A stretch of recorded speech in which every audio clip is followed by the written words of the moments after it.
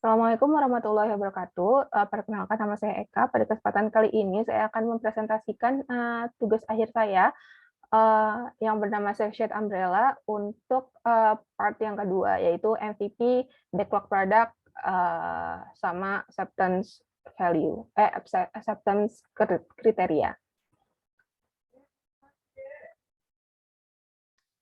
Nah, untuk produk MVP dari produk kita ini, yang pertama itu ada payung lipat. Terus habis itu di payung lipat ini kita ini akan ada sleeve atau misalnya tempat untuk payung lipatnya. Nah, setelah itu dalam payung lipat ini juga akan mempunyai satu ukuran kanopi dan 3 warna yang tersedia. Terus juga akan ada rangka yang tahan angin sebagai fitur utama dari MVP-nya, yaitu ada rangka tahan angin dan kanopi yang cepat kering. Terus untuk backlog produknya di sini sudah diprioritaskan menggunakan metode Moskow, di mana di M ini ada kita akan buat wind resistant frame, fast drying canopy, terus ada sleeve, terus habis itu apa namanya preparation atau persiapan untuk material payungnya, terus kita akan membuat desain MVP dan prototipe-nya, terus akan prototype testing, terus pengenalan produk di sosial media, terus produksi massal MVP, terus habis itu kita akan menjual di Tokopedia dan Shopee, dan kita akan promosi melalui iklan. Di sini di M ini kita akan membuat produk MVP-nya, makanya ditaruh di M. Terus untuk S-nya itu pengembangan selanjutnya, yaitu pertama kita akan membuat atau menambahkan automatic open close umbrella atau fitur untuk buka tutup otomatis. Terus ada light reflective strip. Terus ada center pada handle-nya payung. Terus habis itu kita akan menambahkan jenis payung atau varian payung dengan payung yang panjang atau walking stick umbrella. Terus kita akan merencanakan untuk pendistribusian produk ke minimarket dan supermarket. Terus kita akan membuat website kita sendiri, terus habis itu akan ada penambahan warna dan juga ukuran kanopi. Di Could Have kita akan mengembangkan atau membuat varian baru, yaitu payung untuk anak kecil. Terus kita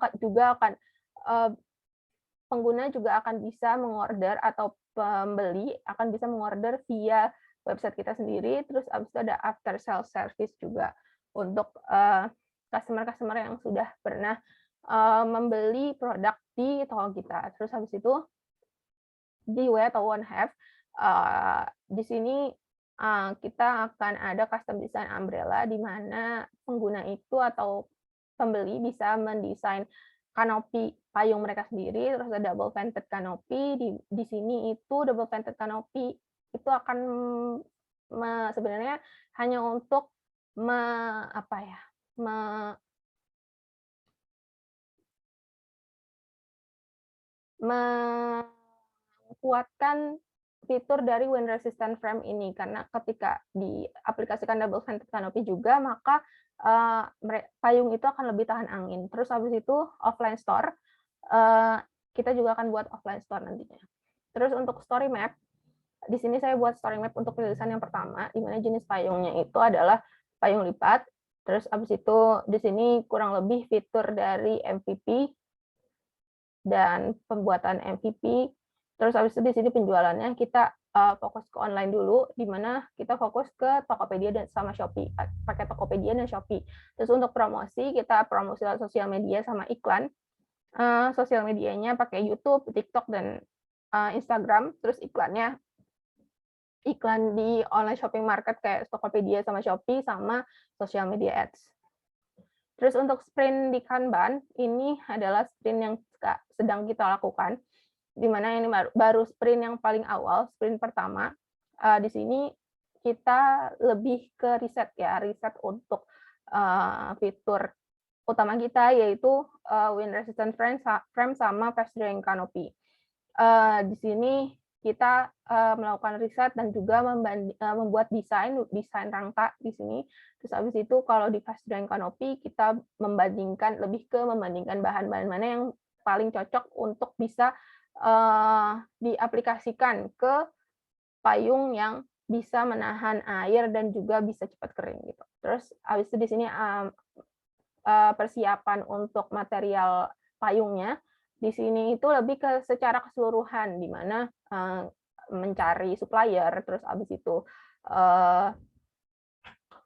material-material untuk apa namanya, rangka payung, selain rangka sama kanopi, untuk gagang payung, untuk handle payung seperti itu. Dan untuk apa namanya, desainnya juga. Terus di sini ada burn down chart untuk sprint yang pertama. Di sini itu kita satu sprint ada 14 hari, terus ada 19 task tadi, terus untuk perencanaan, perbandingan antara perencanaan dan aktualnya itu bisa dilihat bahwa pengerjaan kita sedikit lebih cepat ya di awal, lebih cepat, di sini juga makin cepat, tapi agak terlambat di akhir sebentar di sini. Tapi apa namanya, masih sampai selesai tepat waktu maksudnya. Terus untuk next sprint ada tiga yang paling atas itu adalah MVP design dan prototype, di mana tahap ini merupakan tahap untuk desain produk dan pembuatan prototype MVP, pembuatan desain dan prototype termasuk di dalamnya desain logo, slip, dan prototype slipnya. Terus prototype testing, di mana testing dilakukan untuk mengecek kualitas dan ketahanan prototype payung, terutama pada fitur utama MVP. Prototype juga harus lolos testing dan quality inspection karena akan dijadikan standar produksi besar MVP nantinya. Terus product introduction on social media, di mana ini adalah pengenalan produk MVP pada sosial media Instagram, YouTube, dan TikTok untuk menarik perhatian masyarakat. Nah, untuk acceptance kriterianya, di sini saya ada 3 fitur utama yang saya taruh di sini untuk acceptance kriteria.